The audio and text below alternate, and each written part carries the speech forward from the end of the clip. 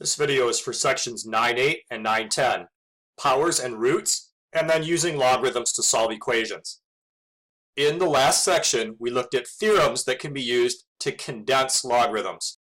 This helps to solve equations that have logarithmic expressions in them. There's one more theorem about logarithms that we need to know to solve equations. And this originates from the power of a power rule back in that earlier chapter about exponents. To raise a power to a power, multiply the exponents. Because logarithms are exponents, this rule is going to apply. Take a look at what it looks like in symbols. Log of a to the n is equal to n times log of a. We can use that rule to condense this expression. This is equivalent to log base 2 of x to the 5th power, where the coefficient being multiplied in front of the logarithm can be used as an exponent on the argument of the logarithm. Here's another example, but this is the reverse process called expanding a logarithm, writing a single log expression as multiple log expressions. Right in here is multiply, and right in here is multiply. So yesterday's theorem is going to apply. We can write log of 3 plus log of x squared plus log of y to the 4th power. After doing that, we can use today's theorem to take the exponents and move them in front of the logarithms. So this is equal to log 3 plus 2 log x plus 4 log y.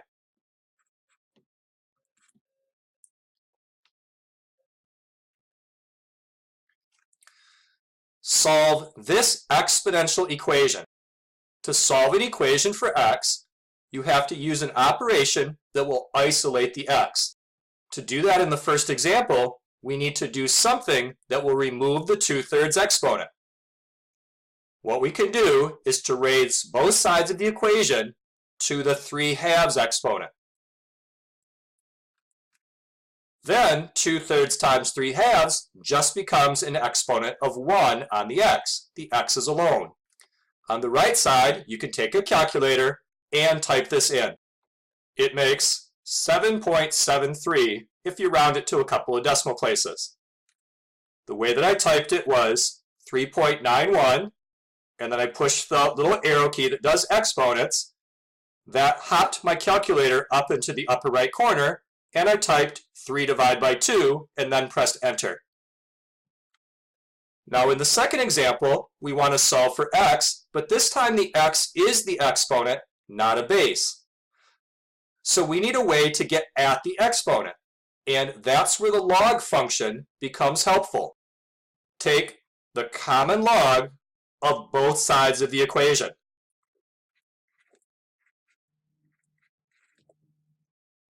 Then apply today's theorem to take the exponent on the 5 and move it out in front of the logarithm.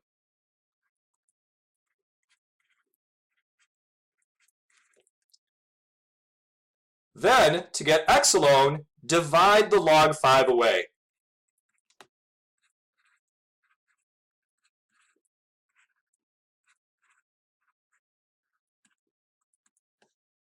This creates an expression that can be done on the calculator.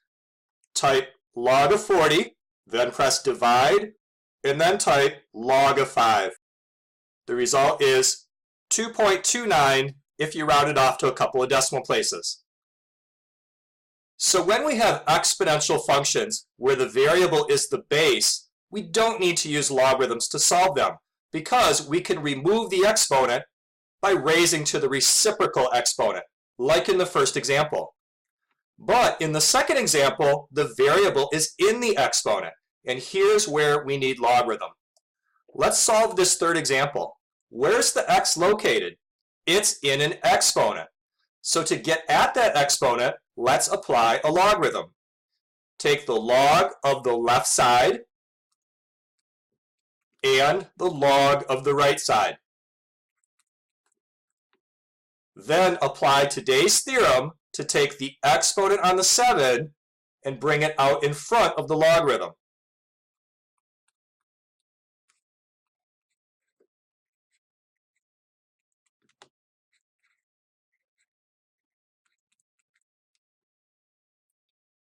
What do you think you do next?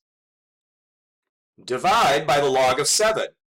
That'll get the 2x minus 3 alone.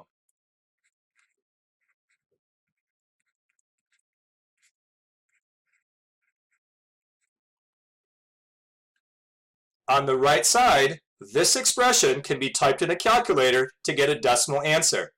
So we have 2x minus 3 is equal to 1.77 if you round it to a couple of decimal places.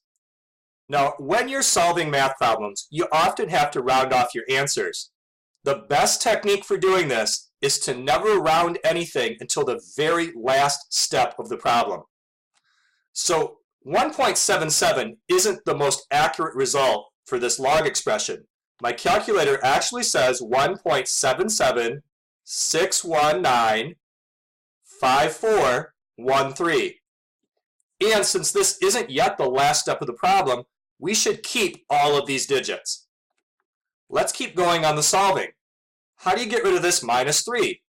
Well, add 3 to both sides. So now we have 2x equals 4.776195413. Finally, divide the 2 away from in front of the x. This really long number right here is still on my calculator screen, so I don't have to type it in. I just need to press divide 2 and hit enter. And because this is the very last step, now it would be appropriate to round it off. How about 2.38? The next digit after the 8 is actually 5 or higher, so you could even write this as 2.39 if you wanted. Let's summarize the lesson. There are situations, they come from the sciences or maybe situations involving finance, that use exponential expressions. To solve equations where the exponential expression has a variable in the exponent, we need the logarithm function. And so in this lesson, we looked at some examples of solving those kind of equations.